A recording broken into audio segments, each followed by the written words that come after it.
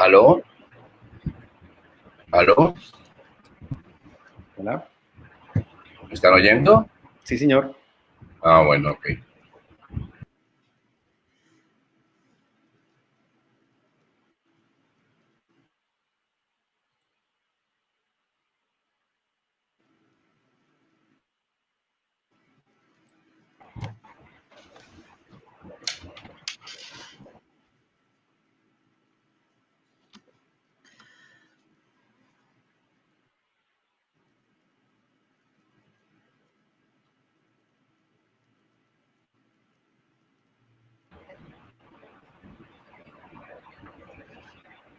¿Estamos?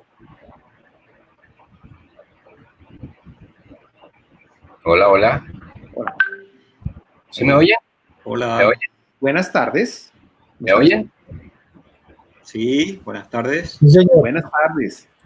Gracias. Queremos darles la bienvenida, tenemos el placer de darles la bienvenida al panel de nuestro foro virtual de experiencias América Latina, sociedad rural y pospandemia. Nuestro panel de hoy tiene este nombre: Medios de comunicación y tecnologías de la información al servicio de la ruralidad. Tenemos 3 panelistas, voy a tener el honor de presentarlos. Primero tenemos a Luis Alejandro Jiménez.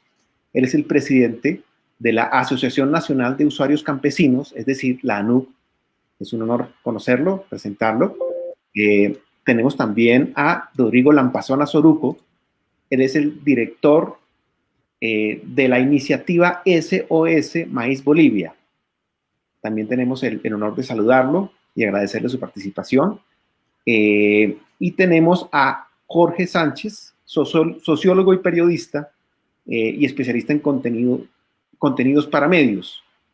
Ellos van a presentar cada uno una experiencia en este foro de experiencias que nos van a llevar por cada uno de los relatos más diversos y más ilustrativos que ustedes van a conocer en este foro. El primer relato es el de Luis Alejandro, que tiene como título Superando barreras para construir sociedad campesina. ¿Es correcto? Así es, ese es el título de la presentación. Me alegra estar con ustedes.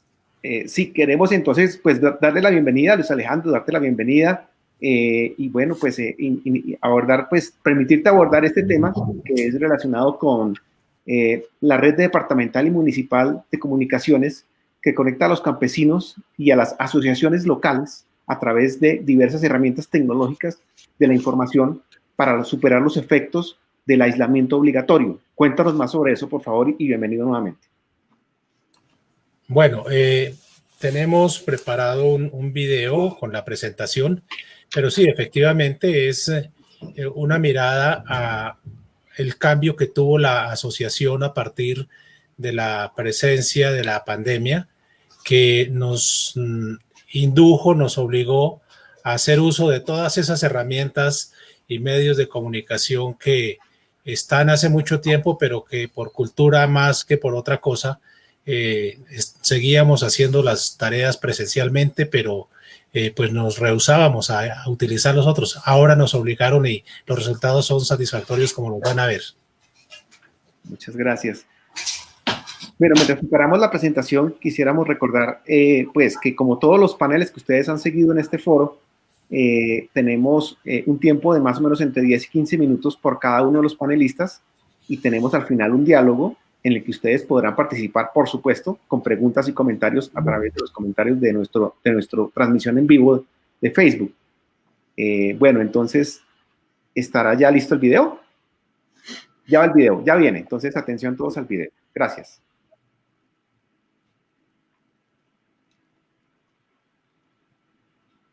La Asociación Nacional de Usuarios Campesinos de Colombia es una organización creada el 7 de julio de 1970. Es decir, estamos cumpliendo los primeros 50 años como organización. La ANUC es una asociación de privados sin ánimo de lucro que organiza y representa a los campesinos. Tiene 3 ejes de acción fundamental. Como organización social, defiende los derechos, busca atender las necesidades y la calidad de vida de los campesinos. Es una asociación gremial a través de la cual se promueve y se desarrolla toda la estrategia de economía campesina. Se promueven las cadenas productivas como la fuente de sustento de las familias campesinas.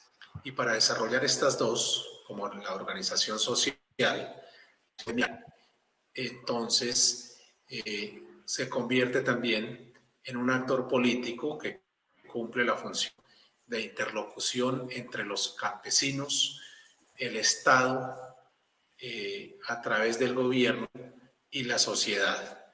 En esa dirección trabaja en la propuesta de proyectos de ley, de programas, de políticas públicas en beneficio del campesinado colombiano.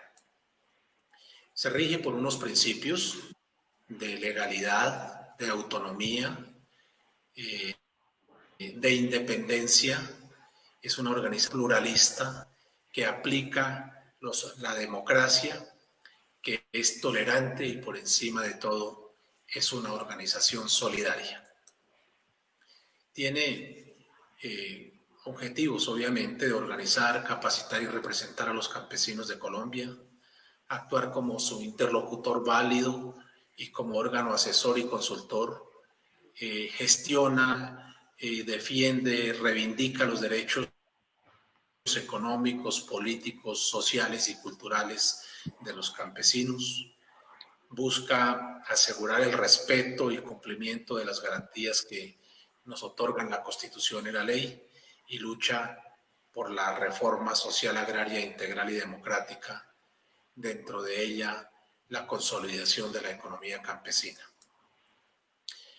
Nuestra organización tiene una estructura piramidal que comienza con los comités veredales, los campesinos a ellos o a las asociaciones municipales. Todas estas asociaciones se integran en una asociación departamental y las asociaciones departamentales a su vez en una asociación nacional en nombre de la cual estamos en presentación. Actualmente tenemos presencia organizativa en 854 municipios que se vinculan en 27 asociaciones departamentales y estas, como ya dije, en la Asociación Nacional. A lo largo de la historia, la ANUC ha tenido diferentes momentos, ha sido objeto de diversos tratamientos y con ellos entonces se ha modificado también su fortaleza, su base social, su tejido social. En el comienzo la ANUC es una organización que tuvo por los años 70 entre 850,000 y 1,000,000 de campesinos asociados. Posteriormente viene la etapa de persecución contra la organización, persecución por actores del conflicto armado, guerrilla, paramilitares, pero también por el propio Estado, por las fuerzas del Estado y por las acciones políticas del gobierno, por las acciones políticas de Estado, a través de las cuales se buscó inclusive la división. Todo eso llevó entonces a que completa intención de exterminio a la organización y de esa cantidad que tuvimos de asociados, somos alrededor de 10,000 asociados únicamente. Luego de esa victimización, entonces iniciamos un proceso de reconstrucción silenciosa de bajo perfil y aprovechando la presencia de la ley de víctimas y restitución de tierras, iniciamos el proceso de reconocimiento como organización víctima y hoy estamos en proceso de reparación colectiva. Ya estamos nuevamente redondeando por cerca de las 110,000 familias campesinas afiliadas a la organización. Nuestro comportamiento antes de la pandemia se centraba fundamentalmente en reuniones presenciales, en la gestión personal ante las administraciones municipales, departamentales y nacionales. Y entonces hacíamos asambleas municipales cada 4 años, elegíamos una junta directiva que se reunía cada 4 meses en los municipios, en los departamentos igual cada 4 años se realizaba un congreso departamental y se elegía una junta directiva que se reunía cada 3 meses. En el nivel nacional, igual cada 4 años realizábamos el Congreso Nacional y en los años intermedios, es decir, anualmente la Asamblea General de Delegados operaba con una junta directiva que se reunía ordinariamente cada 3 meses y esa circunstancia sumado a las limitaciones económicas, el campesino afiliado a la ANUC no paga por pertenecer a ella, aporta su trabajo, dedica su tiempo, su conocimiento y no percibe ninguna remuneración, pero tampoco aporta para el sostenimiento de la organización. Luego, eso limita mucho el funcionamiento de manera presencial. En esas circunstancias teníamos una muy baja participación en algunos eventos, no porque existiera la carencia económica, pero también por razones de tipo político. Las administraciones municipales, departamentales y el propio gobierno nacional en distintas ocasiones pedían la realización de las reuniones de la ANUC. Eso sumaba la seguridad de los líderes campesinos. En muchas regiones del país, nuestros asociados no tienen las garantías para trasladarse a las reuniones. Entonces, ese era otro limitante que teníamos antes de la pandemia. En ese escenario, nos encontramos entonces ante un dificultades grandes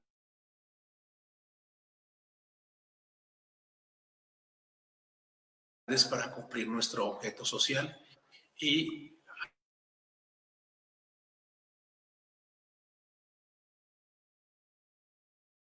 al borde de la desaparición, con un fuerte debilitamiento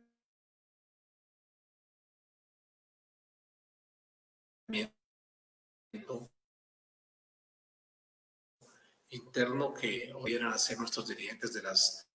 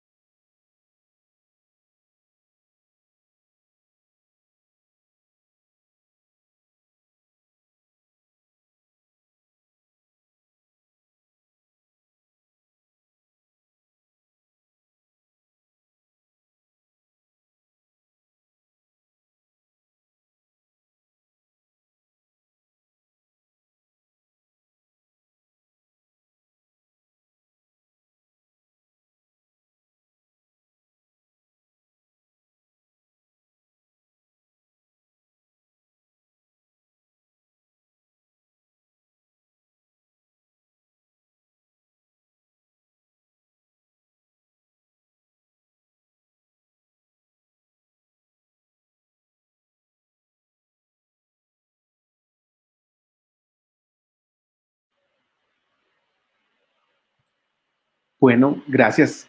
Esa era la presentación de Luis Alejandro sobre la misión y el, digamos, el proceso de la Asociación Nacional de Usuarios Campesinos. Bueno, entonces queremos agradecer esa presentación. Luis Alejandro, ¿quieres decir algo complementario a la presentación? para complementar la narración. Bueno, sí, parece que no alcanzó a verse toda la parte final, pero en esencia es lo siguiente. Como se vio, nosotros nos reuníamos presencialmente de manera muy ocasional, con muchas dificultades, sorteando problemas de orden público, de seguridad, económicas, políticas, de todo.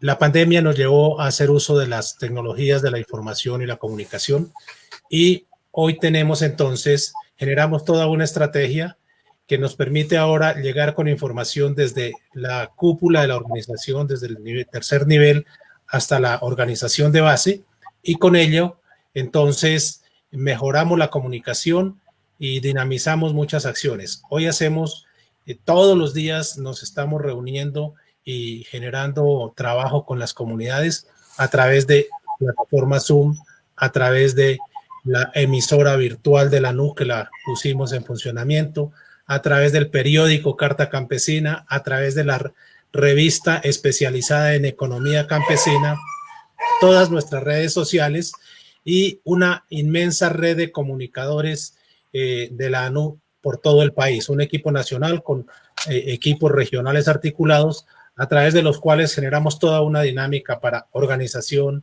para capacitación, para generar instancias de participación, para generar incidencia y para desarrollar proyectos económicos, como estamos avanzando con el sistema de comercialización de productos de la economía campesina bajo la marca de Mercados Saludables de la ANU. Que es la razón por la cual los conocemos y los seguimos a ustedes, los que vamos entrando apenas en el tema, a través, por lo menos hablo por mí, de redes sociales.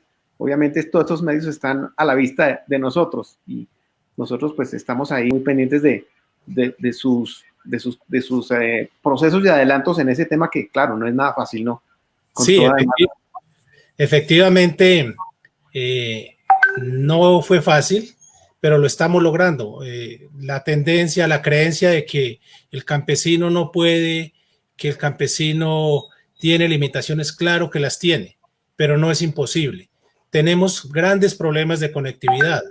Nuestra condición económica no permite contar con los equipos suficientes para estarse conectando y estar interactuando. Entonces toca ir de un sitio a otro para poderlo ubicar, pero tampoco se tienen todas las habilidades. Ese es un reto que tenemos hoy para seguirnos formando, para seguirnos capacitando y hacer que definitivamente la mirada también del Estado se nos dé, se garantice conectividad, y de esa manera podamos ser mucho más diligentes en todo nuestro proceso.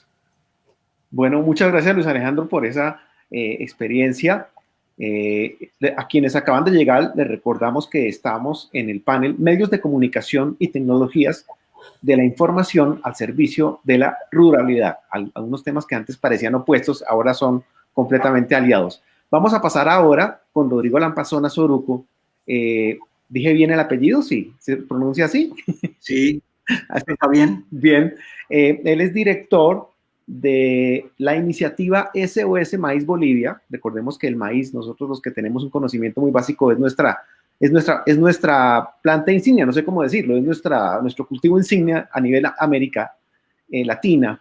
Y allí pues nos va a contar Rodrigo sobre su experiencia con esta iniciativa, que son actores de la sociedad civil que, por medio de estrategias de comunicación, plataformas de información y redes de guardianes de semillas, han emprendido la labor de proteger el maíz nativo boliviano. Queremos escuchar sobre eso. Rodrigo, bienvenido y muchas gracias. Escuchamos. Muy bien, Felipe, muchas gracias por la invitación. Estoy muy contento de estar aquí con tantos hermanos latinoamericanos. Con mucho agrado que veo esta charla. Decirles primero que nada que la iniciativa SOS Maíz Bolivia es una iniciativa comunicacional. Nace a la luz hace unos 3 años en un momento complejo político en Bolivia, donde había bastante resquemor, dificultades para comunicar temas ambientales, persecución también hacia algunos activistas y plataformas.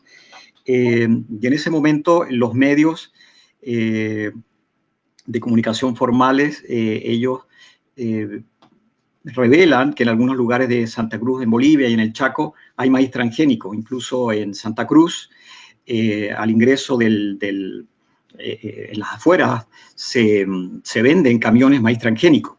Entonces, la iniciativa parte con algunos objetivos. Si podemos mirar la siguiente diapositiva, parte con algunos objetivos que son básicamente los de verificar la presencia de este maíz transgénico ilegal en Bolivia, porque de hecho la ley lo impide. Por lo tanto, nosotros partimos verificando eso y ahora les voy a contar un poquito más. Eso fue el fruto de nuestra primera expedición. SOS Maíz Bolivia en estos 3 años ha realizado 3 expediciones, ¿no? También queríamos estudiar la pérdida de variedades nativas, o sea, de erosión genética. Aquellos maíces que antes se encontraban muy fácilmente, ahora había dificultad de conseguirlo, o incluso habían variedades nativas que ya habían desaparecido. Identificar también la contaminación de variedades nativas con genes transgénicos. Esto sería muy grave, ¿no? Obviamente que nosotros llegáramos a detectar eso y todavía no hemos realizado una expedición ad hoc para verificar eso. Luego surge otra posibilidad como iniciativa de colaborar en la creación de una red de guardianes de semillas. ¿Quién mejor que los campesinos, los indígenas, para cuidar las semillas nativas, ¿no? Y luego una documentación fotográfica y audiovisual, porque eso somos nosotros, una iniciativa de comunicaciones, ¿no? Bueno, contarles un poco que en nuestra primera expedición, el 11 de marzo de 2017, acudimos a la colonia menonita, Pinondi, en Charagua, que está a unos 250 kilómetros al sur de Santa Cruz. Teníamos noticias de que en esa colonia había maíz transgénico ilegal, y efectivamente hicimos recolección de muestras en el terreno y verificamos, ¿no? Si pueden pasar adelante por favor, la presentación. Claro, otra más, por favor.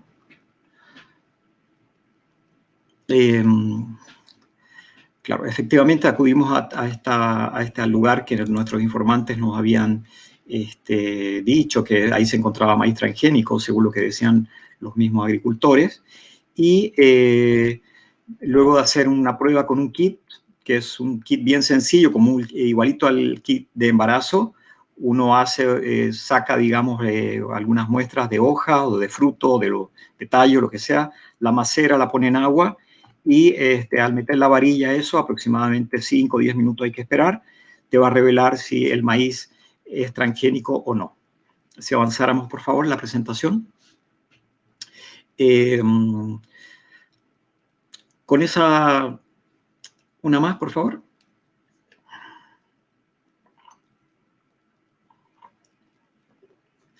Con esa información, nosotros tomamos los datos con GPS. Podemos avanzar otra, por favor, otra lámina. Y efectivamente pusimos toda esta información en manos de nuestros amigos y socios de la campaña Bolivia Libre de Transgénico, que aglutina a varias otras iniciativas de organizaciones como Somos Sur de Cochabamba y Consumidoras Conscientes de La Paz. ¿Podemos avanzar, por favor?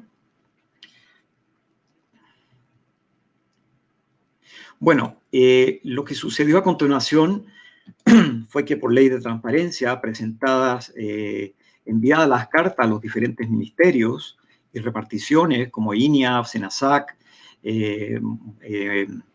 y otros ministerios, nosotros tuvimos acceso a la información, es decir, a los correos que entre ellos se enviaban. Entonces, vimos que solamente INIAF, que está encargado de permitir o no todas las semillas que se puedan cultivar en campo, en Bolivia, y SENASAC, que son los encargados de garantizar la inocuidad alimentaria. Solo esos 2 estamentos decidieron acudir al terreno donde nosotros habíamos denunciado para constatar si efectivamente había maíz transgénico o no. Las otras reparticiones de gobierno y presidencia, nadie respondió a nuestro correo y a nuestra denuncia, ¿no? Si podemos avanzar, otra lámina, por favor. Bueno, esta es el acta de decomiso preventivo. Obviamente estos estamentos demoraron unos 30 días en formar ellos su propia expedición, de viajar al sur y de constatar que efectivamente ahí había maíz transgénico, ¿no? Hicieron el decomiso preventivo y levantaron el acta. Obviamente, sigamos avanzando, por favor. No se hizo esperar la reacción de la agroindustria. Ellos, digamos, amenazaron de alguna manera diciendo que lo que nosotros habíamos hecho era ilegal, de entrar a un recinto privado y que estábamos suplantando a los estamentos del Estado, que justamente son ellos los que deberán garantizar la seguridad y la inocuidad alimentaria, ¿no? Y efectivamente esa era la motivación que nosotros teníamos como iniciativa comunicacional, era denunciar, poner esta información en manos del gobierno y también alertar a los consumidores y a los mercados locales, ¿no? En estos mercados locales luego descubrimos que la misma semilla, esa cultivada en Bolivia o la que ingresa ilegalmente de Argentina, se estaba comercializando.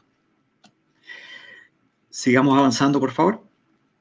En otro seminario que hubo al inicio del 2018, que organizó la agroindustria, por supuesto, ellos se presentaron diciendo, obviamente, lo de siempre, que los transgénicos eran la panacea, que son la salvación del mundo, y algunos de estos personeros que trabajan en el Instituto Boliviano de Comercio Exterior se atrevieron a aseverar lo siguiente: ¿qué daño haría colocarle una pequeña vacuna al maíz nativo para hacerlo tolerante al glifosato o resistente a los insectos? Bueno, nosotros sabemos que el maíz nativo que se contamina con maíz transgénico definitivamente pasa a ser propiedad de la empresa Monsanto, Bayer o quien haya colocado el gen ahí. Haciendo esto, Bolivia inmediatamente pierde la potestad sobre esa semilla porque ya está contaminada y no hay ninguna manera de limpiar el acervo genético de ningún alimento, ¿no?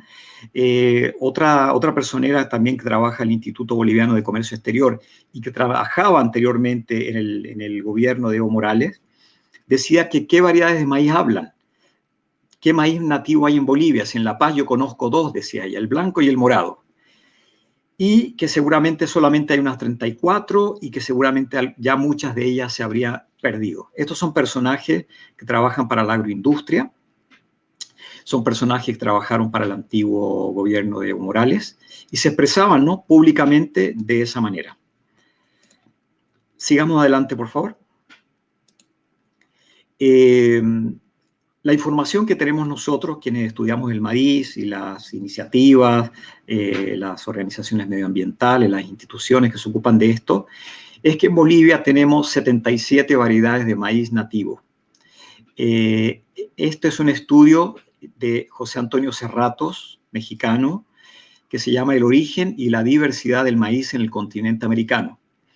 Esto ustedes lo pueden encontrar en internet, lo pueden descargar el PDF sin ningún costo, y si van al capítulo de Bolivia podrán verificar, ¿no?, esta información.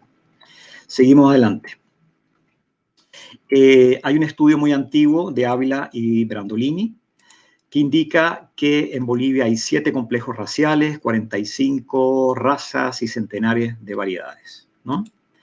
En otros foros se habla también, seguimos adelante por favor, que los centros de origen y de diversidad que están en Bolivia, en México, bueno, y en toda América Latina, por supuesto, debería ser un argumento contundente para rechazar la presencia del maíz transgénico, ¿no?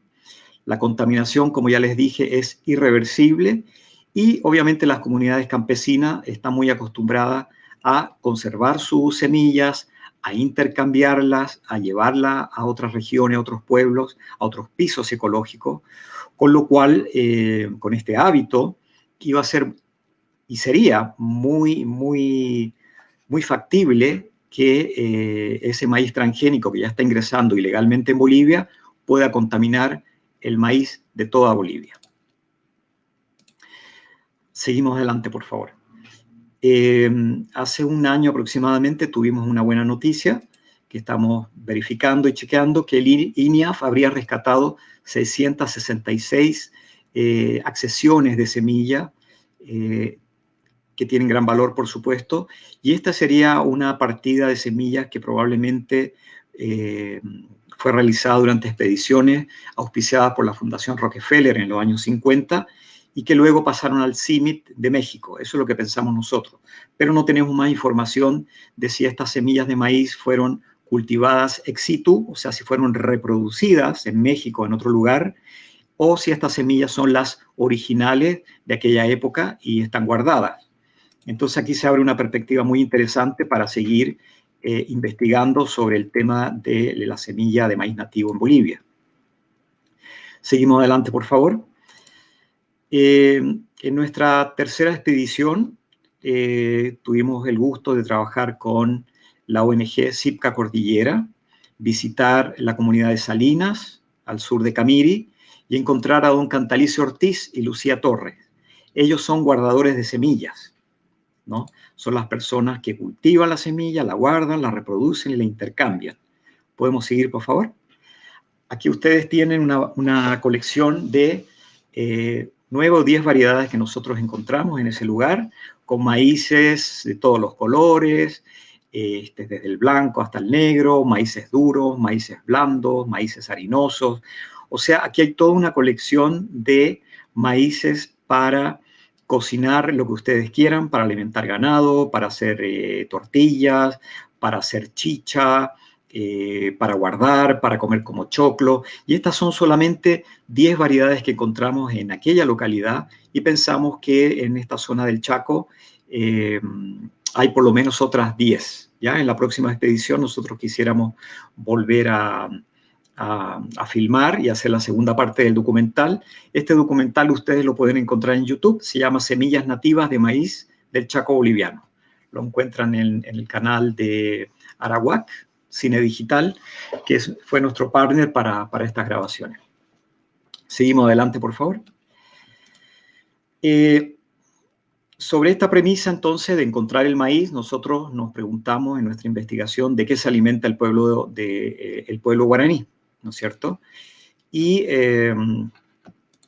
para esta ocasión, en nuestra segunda expedición, nosotros hicimos un cuestionario que lo pusimos a prueba en la capitanía de Macharetí. Esto es un poquito más al sur de Camiri, en esta localidad guaraní. Hicimos nosotros un formulario, lo realizamos entre los... ¿Podemos avanzar, por favor? Un par de láminas. Entre los pobladores del lugar. Entonces, avancemos dos más, por favor. Quisimos hacer una investigación basada, una más. Bueno, antes de eso, contarles que una de las preguntas que nosotros hacíamos en el cuestionario es de dónde los guaraníes o en esta localidad sacaban el maíz. Ellos nos contaban que muchas variedades de maíz ya estaban perdidas y que las autoridades les regalaban el maíz. Este maíz que está ahí, fácilmente constatable, es un maíz híbrido. Es un maíz que de alguna manera no es el maíz genético, que puede tener algunas otras propiedades, pero ya no cumple con los requisitos de los maíces que vimos anteriormente, que pueden servir para hacer chicha, para cocinar, para hacer harina, maíz duro, maíz blando, ¿no? Este es un maíz que ya es homogéneo, que ellos tienen que adecuar su alimentación y su cocina para con este maíz hacer todos sus platos. Por lo tanto, obviamente no cumple la misma función. Avanzamos una, por favor. En el cuestionario que nosotros pusimos a prueba en este lugar, bueno, hacíamos un sinnúmero de preguntas, pero lo más importante y lo que queríamos compartir con ustedes hoy día era que nosotros habíamos hecho la siguiente prueba. Les preguntamos a una familia, bueno, imaginamos una mesa grande, imaginemos que aquí están todos los productos que ustedes consumen en la semana. La carne, la leche, los huevos y el maíz, por supuesto, papa, arroz, etc. Entonces, por favor, díganos si pusiéramos en esta mesa todos los alimentos que ustedes consumen, ¿qué cantidad sería maíz? Y, bueno, no para nuestra sorpresa, porque más o menos teníamos ya la idea de que el 50% del maíz que consumen los pueblos guaraní es maíz, ¿ya? Y ellos lo ocupan para muchos usos, tiene muchos usos, ¿no? Avanzamos una, por favor. Entonces nosotros fuimos a verificar una información que teníamos del porcentaje del contenido nutricional del maíz en diferentes pueblos del mundo, ¿no? Esta es una investigación del doctor Camilo Rodríguez basado en información estadística de la FAO. Y fuimos a ver, por ejemplo, que en Estados Unidos las calorías son de 2.5%, proteína 0.1% y grasas 2%. Sin embargo, vimos que en otros países centroamericanos como Guatemala, la ingesta de calorías llegaba a ser el 40%. Lo mismo la proteína y algo menos las grasas, ¿no? En otros países, por ejemplo, africanos, como en Malawi, más del 50% de la ingesta proteica de grasas y calórica son a consecuencia del maíz. Entonces, pensamos que sería muy importante para un grupo de nutricionistas, nutriólogos acá en Bolivia, especialmente en Santa Cruz y el Chaco, verificar esta información y entender para el pueblo guaraní si al menos la ingesta de calorías, proteínas y grasa pudiera ser también del 50%. Nosotros creemos que sí, por lo tanto, es absolutamente prioritario que el maíz en su estado nativo y puro se conserve como alimento principal para estos pueblos. No es lo mismo reemplazar un maíz en un país como Estados Unidos o Europa que hacerlo en América Latina, en algunos lugares de África y especialmente en Bolivia, ¿no? Avanzamos, por favor.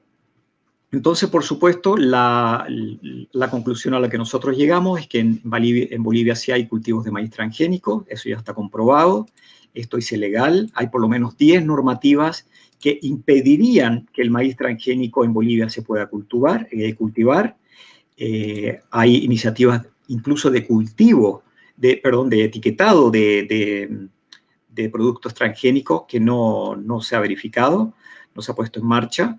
Y como les digo, hay la firma del Convenio de Biodiversidad, el Protocolo de Cartagena, que también está firmado, pero tampoco se cumple. Y hay otra serie de normativas que no se están cumpliendo. Avanzamos, por favor. Lo que sabemos entonces, y nos dice la ciencia, y no lo estamos inventando, es que evidentemente, avanzamos una, por favor, una lámina. El maíz, hay algo que se llama flujo de polen. El maíz va a viajar por los insectos, por las abejas, por el viento, y va a ir irremediablemente a contaminar las razas nativas de maíz de Bolivia, tarde o temprano. Por lo tanto, este es un problema muy grave y hay que detenerlo ahora. Finalmente, y para terminar, la última lámina, por favor. Nosotros nos preguntamos, y la pregunta que debemos hacernos es qué gana y qué pierde Bolivia con la erosión de sus variedades de maíz nativo. ¿Nos alimentaremos mejor con maíz híbrido, con maíz transgénico o con maíz nativo? ¿Y qué gana, pierde Bolivia con la contaminación de sus variedades nativas? En el momento en que un maíz transgénico, como lo dije al inicio, contamine un maíz nativo, lo perdemos para siempre. Si se pierde esa semilla, la contaminación es irreversible y esa variedad la perdemos para siempre. En Argentina, como ustedes deben saber, la soya ingresó en lo que se llamaba bolsa blanca, es decir, de contrabando. Los mismos agricultores no sabían de qué se trataba, solamente que les decían, acá tienen glifosato, con este producto ustedes matan la maleza, pero no se les va a morir el cultivo. Y Monsanto esperó hasta que Argentina tuviera una producción muy grande y exportara esta producción de soya para denunciar en ese momento que ellos, o sea, los argentinos, los productores argentinos y el gobierno tenía que pagarle las regalías, ¿ya? Entonces, evidentemente, y obviamente la agroindustria y Monsanto y Bayer ahora ganaron y se tuvo que pagar las regalías y con eso, obviamente, Argentina perdió seguridad y soberanía alimentaria. Entonces, lo que tenemos acá son las patentes por un lado y nuestra soberanía alimentaria por otro lado. Próxima lámina, por favor. Bueno, los impactos de los maíces, de los transgénicos son enormes y esta no es una charla de transgénicos. Solamente quería contarles, digamos, que hay impactos tremendos en salud, impactos sociales, económicos y agronómicos, además de ambientales, y esto está absolutamente determinado por la ciencia independientes. Hay muchos estudios que así lo demuestran. Quería dejarlos con mi última lámina para contarles y pedirles que si ustedes se interesan por tener más información, pueden contactarnos por correo, seguirnos en Twitter o en Facebook, ver nuestros videos en YouTube. Y bueno, estaremos muy felices de contestar sus preguntas y de colaborar, ¿no? con quien tenga, digamos, las ganas, ¿no?, de colaborar con este tema del maíz, que es vital para América Latina y que hoy en Bolivia, me atrevo a decir, está combatiendo una lucha muy compleja, muy áspera, porque hay que decirlo, ni el gobierno de Evo Morales cuidó el maíz nativo, ni el gobierno que está ahora de transición lo está haciendo, ¿no? Eso ha sido muy evidente, así que los únicos que podemos proteger el maíz, yo creo que son los mismos campesinos, los consumidores conscientes y todos los que nos llamamos ecologistas y queremos luchar por un país y un planeta mejor. Muchas gracias.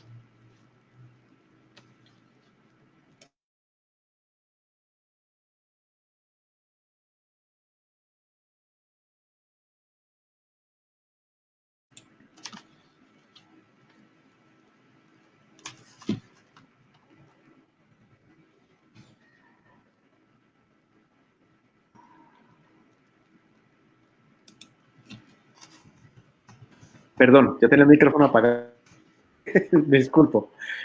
Les decía que vamos a escuchar ahora, agradeciéndole a Rodrigo su exposición, vamos a escuchar a Jorge Santos, que es sociólogo y periodista y que es experto en contenidos para medios. Él nos va a hablar sobre la red de emisoras comunitarias. Bueno, ante todo, muchas gracias. Lo primero, agradecerles. Lo segundo, felicitarlos. Y lo tercero, excusarme porque a las 6 en punto me tengo que retirar por un compromiso que en otra reunión virtual debo tener y el tiempo lo teníamos ajustado. Sin embargo, básicamente lo que quiero plantear es lo siguiente alrededor de las dos reflexiones que ha hecho tanto Rodrigo como Luis Alejandro, en el sentido de mirar cómo recogemos toda la ruralidad en la época, para después de la pandemia, pero sobre todo de dónde veníamos en la época de la pandemia, ¿no es cierto? Y entonces cuando uno encuentra un relato como el de Luis Alejandro Jiménez, en donde hace una reflexión de cómo la Asociación Nacional de Usuarios Campesinos nace fundamentalmente en los años 60, un poco resultado de los logros de la reforma agraria liberal, y es el Estado mismo el que promueve la necesidad de que se aglutinen para que sean beneficiarios de esa reforma agraria, y con todas las disparidades. Recordemos que había dos líneas, la línea Sincelejo, un poco más radical, la línea Armenia, un poco más flexible, digamos, a los intereses del gobierno. Sin embargo, esos momentos terminan siendo más por el tema mediático del momento alrededor de la reforma agraria importantes para que el movimiento campesino se acerque a la posibilidad de tener su tierra. Sin embargo, pues todos esos ejemplos no alcanzan a ser suficientes para cómo los modelos de desarrollo que vienen en los años 70, 80, 90 y lo que va corrido de este siglo. Sin embargo, las economías capitalistas y los modelos de desarrollo y mucho más con el neoliberalismo, paulatinamente le fueron volviendo la espalda al campo y el sector campesino se queda rezagado, primero en sus contradicciones internas y segundo en su incapacidad para superar esas dificultades y a través de una unidad intentar primero ser interlocutor de los gobiernos, de los ministerios, y segundo, poder articularse en una sociedad urbana que también le volteó la espalda. Entonces me parece que una primera reflexión que quiero dejar es cuál fue el comportamiento de los medios de comunicación para reconocer o para desconocer mejor lo que estaba pasando en el campo, y las consecuencias las estamos pagando 50 años después, con un sector campesino en donde además en su escenario y en sus parcelas y en sus campos fue donde se desarrolló todo ese movimiento de conflicto precisamente por el tema de la tierra, y siendo uno de los motivos principales de esa violencia que se fue desatando. Sin embargo, hoy siguen siendo desplazados, asesinados, y ese mundo de lo que sucede en el campo no se alcanza a reflejar sino de una manera que no es la mejor, ¿no es cierto? O sea, es alrededor del titular y de la estigmatización o de la victimización, pero jamás como resultado de las necesidades del sector campesino. Un sector campesino que tenía inclusive, no sé si todavía tenga, pero tenía en su momento un puesto o dos puestos en la junta directiva de la Caja Agraria, llegó el Banco Agraria y ya no están. O tenía inclusive invitación a participar con algún punto de vista en la Sociedad de Agricultores de Colombia y ya no lo están. Realmente la Sociedad de Agricultores de Colombia es una reunión de grandes señores inversionistas con una concepción distinta de la agricultura a lo que realmente pasa en el campo. Entonces, digamos que esa primera reflexión la quiero dejar ahí del papel que en esos estadios hayan podido jugar los medios de comunicación urbanos y la dificultad entonces que han tenido ahí el sector campesino para desarrollar esos modelos de comunicación, como lo contaba Luis Alejandro, en el sentido de cómo paulatinamente se recogen esos medios, pero que sumados todos no alcanzan a ser un articulador ni un punto decisivo en la aglutinización de las fuerzas y de las necesidades que tiene el sector campesino, si quieren, no para su movilización, sino para la construcción del mundo de una adecuada oferta de los productos que tienen. Y además con estos cambios fundamentales en los modelos de desarrollo, pues se nos acabaron los productos que por lo menos intentan ser sustitución de importaciones, y hoy, de los años 80 acá, donde se importaban entre 6 y 7 millones de toneladas, hoy pues ya estamos superando los 150.000 toneladas de distintos productos. Entonces es una cosa muy preocupante. Y la segunda reflexión, digamos, es precisamente el mundo que nos espera hoy, ¿cierto? ¿Qué pasó? ¿Qué nos está dejando esta pandemia para que los medios de comunicación y las nuevas tecnologías puedan inspirar de manera disruptiva a las organizaciones campesinas en la necesidad, primero, de fortalecer una herramienta tan importante como el de las emisoras comunitarias o las emisoras públicas que llaman, que son fundamentalmente de las alcaldías, pero que tienen un gran valor, por lo menos en el sentido de que tengan apropiación de lo local, para que mirando lo local se pueda apropiar de lo global, o al revés, mirando lo global podamos apropiarlo para lo local. Pero ahí hay un punto de partida importante, digamos, y sobre todo las nuevas tecnologías de información, cómo las podemos hacer realmente poner al servicio del sector. Uno sabe perfectamente que hay un gran abismo entre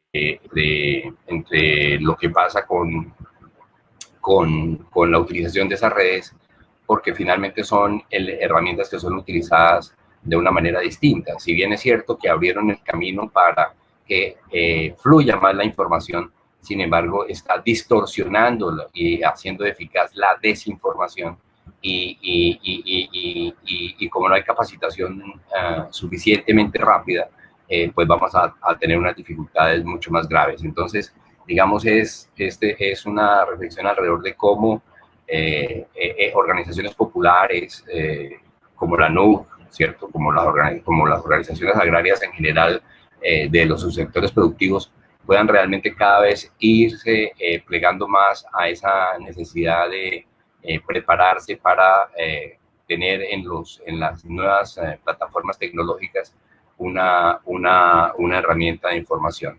Creo que lo que, aunque se concentró mucho en el tema, digamos, de agronómico, de todo el tema de las semillas de parte de Rodrigo, sin embargo nos deja unos elementos ahí importantes de ver cómo esos procesos son muy sufridos porque no se alcanzan a conocer lo suficiente y se queda siendo una discusión hacia adentro. Y en el caso de todo lo que planteaba Luis Alejandro, sí, uno encuentra que cuando uno entra a las veredas, tienen sus canales de información, pero son pues muy débiles, y además la legislación impide que sean mucho más potentes, precisamente en esas concepciones de gobernanza que no permiten, no facilitan los mecanismos para que se pueda avanzar de una manera más significativa. Eso es básicamente lo que quería decirles. Me parece que hay una necesidad muy importante de parte de las organizaciones de cada vez contagiar más a los medios que tengan en sus regiones para que el sector rural sea mirado de una manera distinta, no sea solamente noticia por una muerte o por unas fiestas patronales o porque hay un festival de música campesina, sino porque realmente hay todo un tejido social y una organización social que mostrar y sobre todo tratar de ganar cada vez más poder político para estar en los centros de poder, que es donde finalmente se necesita para que los procesos de producción correspondan hoy. Hoy, por ejemplo, el gran tema que le queda al sector rural es que tiene un reconocimiento importante después de la pandemia, y entonces uno va a decir, ¿a dónde van a invertir los gobiernos? ¿Van a invertir en los bancos? ¿Van a invertir en las empresas? ¿O van a invertir en la gente? Y uno diría, pues lo que más se necesita es que generen unos procesos para que haya demanda, y en la demanda entra el sector rural. Entonces uno diría, ahí, por ejemplo, se necesita que esté un sector campesino lo suficientemente preparado y articulado para hablar de tú a tú con una organización como la Sociedad de Agricultores de Colombia, que no necesitan reunirse para hacer lo que siempre han hecho, tener el ministro de turno, tener el gobierno de turno, tener las acciones de turno, y el sector campesino absolutamente desarticulado. Entonces, digamos que esas son las dos cosas, un antes y una ahora, pero sobre todo plantear qué hacer para que el sector rural recobre esa importancia que se necesita. Eso es fundamentalmente, y voy a lamentar tener que retirarme. Sé que me hubiera encantado estar en el conversatorio. Muchas gracias a Rodrigo por sus enseñanzas, a Luis Alejandro por sus reflexiones, Felipe, gracias, y lamento tener que retirarme. Bueno, Jorge, muchas gracias, además por ambientarnos este diálogo. Nosotros tenemos también aquí unos comentarios de quienes nos ven. Antes de hacerles una pregunta para ambientar este diálogo entre Luis Alejandro y Rodrigo, vamos a darle cabida a esas inquietudes. Nos preguntan si, digamos, si los medios de comunicación, veo que es el tema recurrente, si los medios de comunicación de nuestros países abordan esos términos a su juicio. Y dos, de una vez hago la segunda pregunta, ¿cómo se puede incentivar para que los medios de comunicación visibilicen esta problemática? Luis Alejandro, ¿qué piensas sobre eso?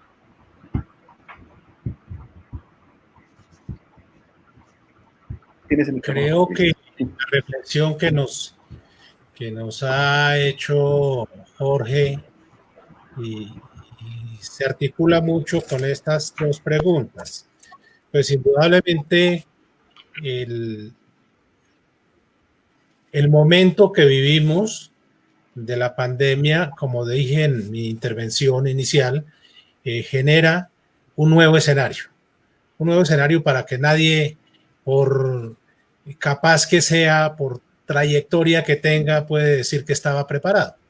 A todos nos cogió de manera desprogramada, no estábamos listos. Y lo que sí nos deja, desde el punto de vista nuestro, de la NUB y de los campesinos, es que nos abrió los ojos a la necesidad de utilizar los medios de comunicación, las tecnologías de la información y las comunicaciones, y de actuar en esa línea. Y eso no va a ser únicamente mientras estemos en la etapa de la pandemia, que esperamos pase muy pronto. Esto yo creo que tiene una incidencia, está generando unos cambios culturales, unos cambios de actitud en toda la población. Y por supuesto los campesinos no somos ajenos a eso. Creo que Jorge hizo una reflexión importante a cuál ha sido históricamente el papel de los medios de comunicación frente al sector rural, al sector campesino. Y uno podría asegurar, o mejor, yo lo dividiría en dos grupos. Uno, los medios de comunicación comerciales, y otro, los comunitarios. Los dos tienen escenarios, comportamientos bien distintos. los comerciales generalmente están atados a la pauta del gobierno y en consecuencia se convierten en parlantes.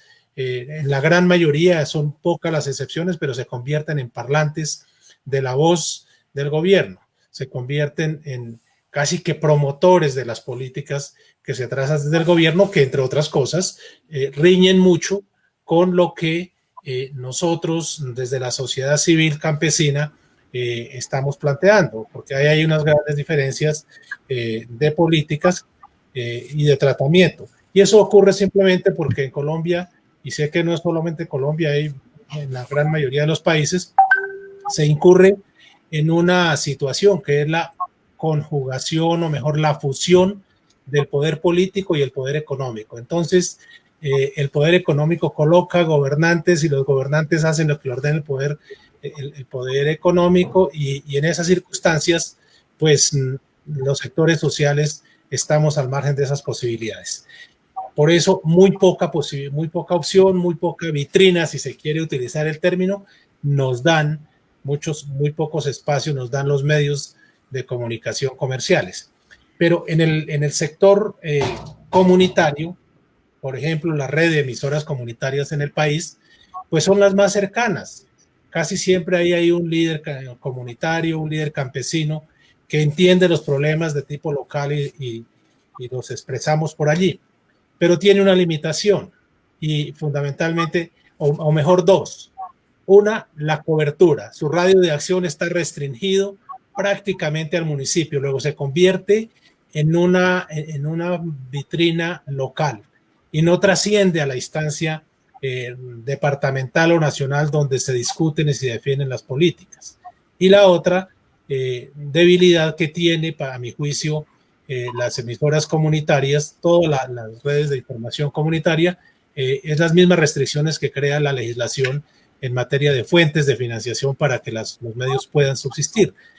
Si eso no se tiene, pues difícilmente se trasciende, pero lo que sí uno nota muy fuerte en los medios comunitarios es la autonomía, ese desprendimiento de la imposición desde el gobierno. Yo creo que en esa dirección tenemos que avanzar mucho y lo mejor en este caso es la alianza medios comunitarios y sociedad civil, en nuestro caso campesina, que dicho sea de paso, como manera anecdótica, hoy una alta funcionaria del Estado colombiano le declaró en vía de extinción a los jóvenes campesinos. Dice que eso ya los jóvenes no quieren estar.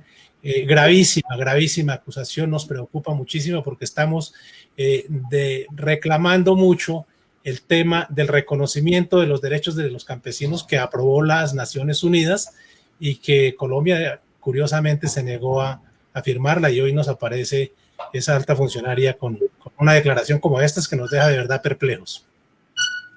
Sí, es lamentable lo que está sucediendo en nuestro país.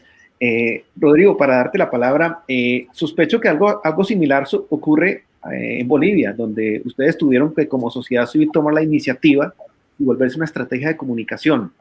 ¿Me equivoco? ¿Es así? ¿Cómo es la situación allá?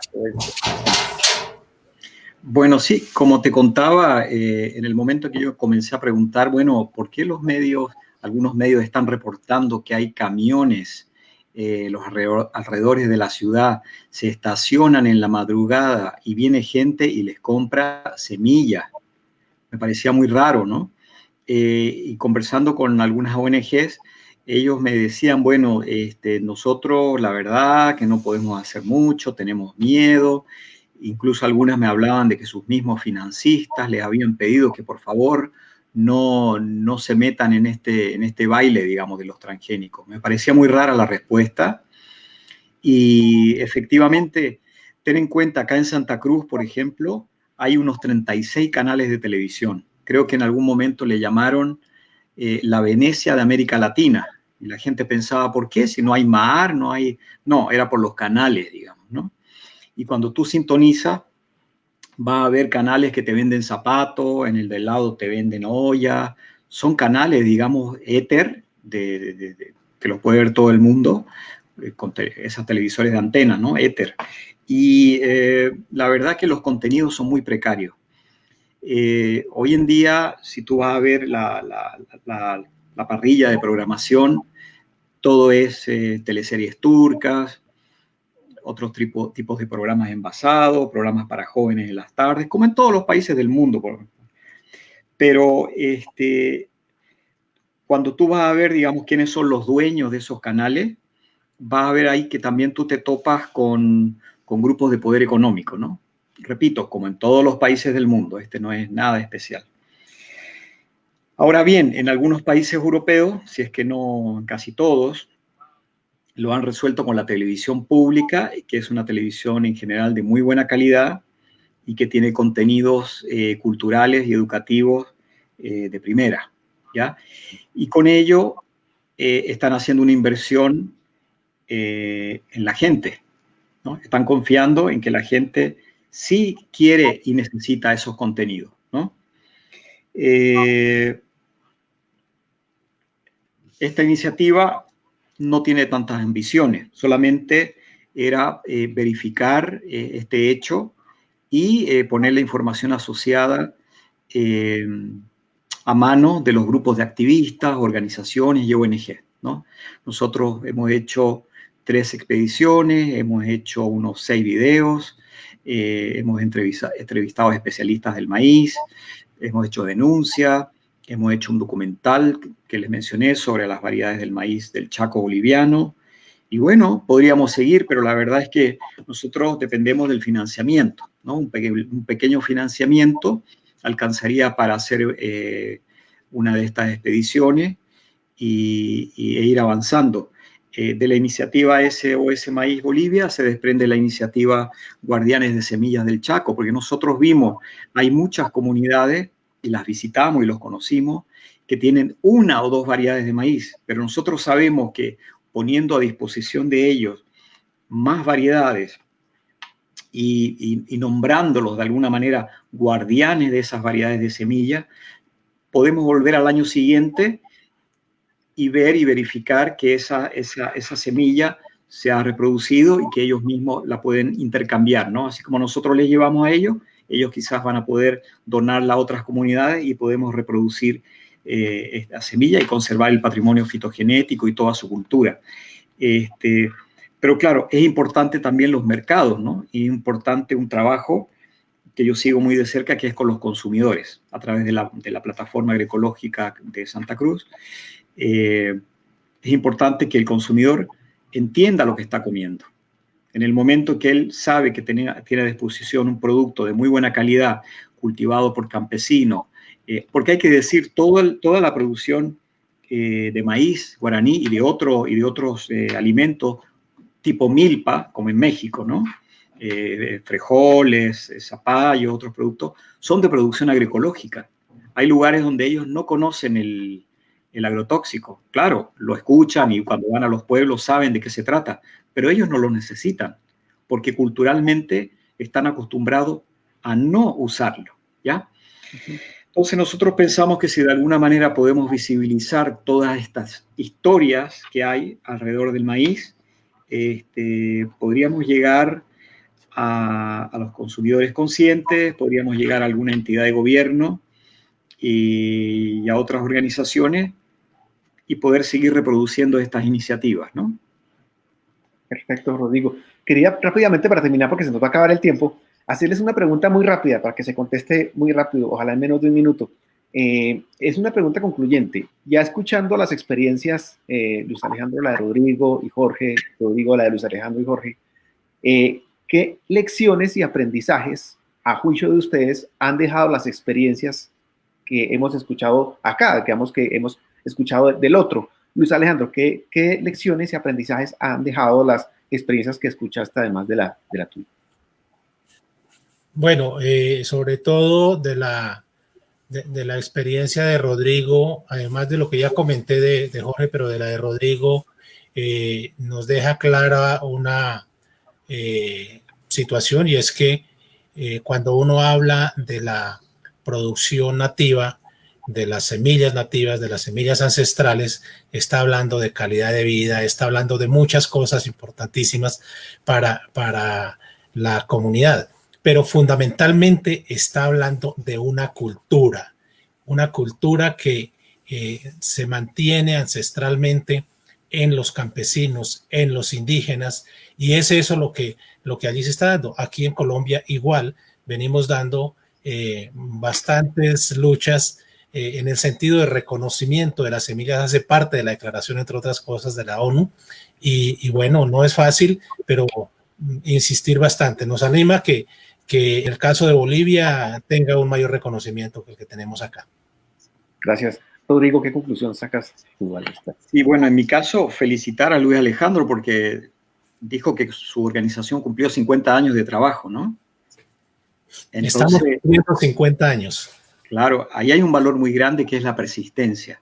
Yo pienso que desde, bueno, no vamos a discriminar a nadie.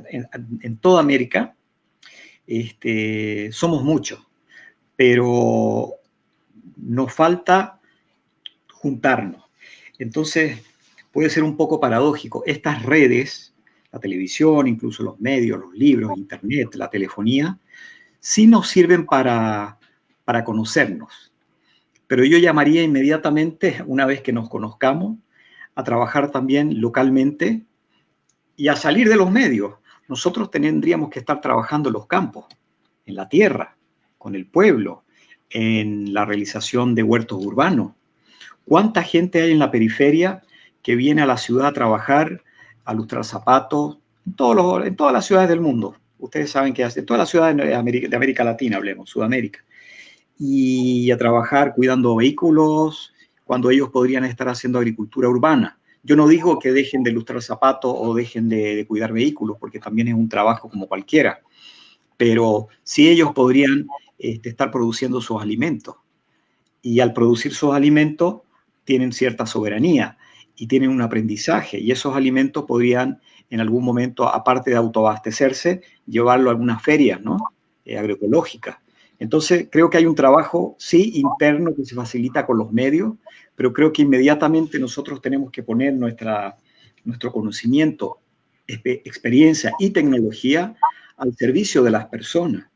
Y esto de manera urgente, porque de esa manera le vamos a quitar una torta del pastel a los supermercados, a los bancos formales, etc. O sea, tenemos que encontrar maneras alternativas de salir adelante, y especialmente después de esta pandemia, lo único que nos va a quedar, digamos, es esta experiencia.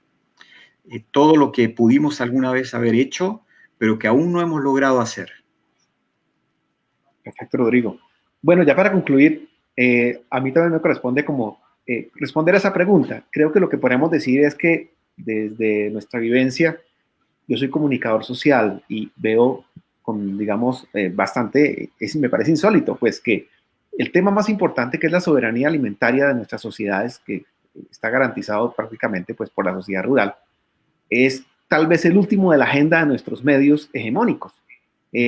Las alternativas que ustedes han expuesto o las experiencias que ustedes han relatado nos muestra que la única forma tal vez de posicionar la cultura de la importancia, darle valor al tema de la soberanía alimentaria, sería creando la propia agenda de medios, es decir, y además trascendiendo, valorando estos temas, y como ustedes dos lo han concluido, generando una nueva cultura, logramos influir en una transformación para que se valoren los temas que son importantes para nuestra soberanía alimentaria como sociedades, y además para generar, como bien decía Rodrigo, unas nuevas prácticas en las que miremos el campo de una forma distinta y volvamos al campo no solo como un tema de medios de comunicación, que deberíamos estar todos hablando de eso, sino además como una práctica en la que debemos estar cuidando pues nuestros modos de supervivencia sostenible, y ahora pues con la pospandemia queda demostrado de que tienen que ser sostenibles. Bueno, pues quiero agradecerles a los dos. Jorge, pues también le agradecemos, aunque ya se tuvo que ir, pero a Luis Alejandro y a Rodrigo su relato de sus experiencias, y agradecerles pues porque esto nos aporta muchísimo para los aprendizajes y los conocimientos que vamos a generar con este foro. Entonces quiero agradecerles a ustedes y bueno, agradecerles también a quienes nos estuvieron mirando a través de la transmisión en vivo de Facebook. Esta transmisión va a quedar entonces colgada para que pues, la podamos seguir apreciando. Y muchas gracias. Un honor haber conversado con ustedes. Y a los organizadores, muchas gracias por habernos invitado a participar en este tema muy importante y muy, digamos, lo sentimos desde el corazón. Mi nombre es Felipe Riveros, yo no me presenté, pero fue un honor para mí conversar con ustedes y muchas gracias por su atención. Entonces, nos despedimos. Gracias, Felipe, gracias, Rodrigo. Feliz tarde a todos. Muchas gracias. Gracias, Felipe. Gracias, Luis Alejandro. Hasta la próxima.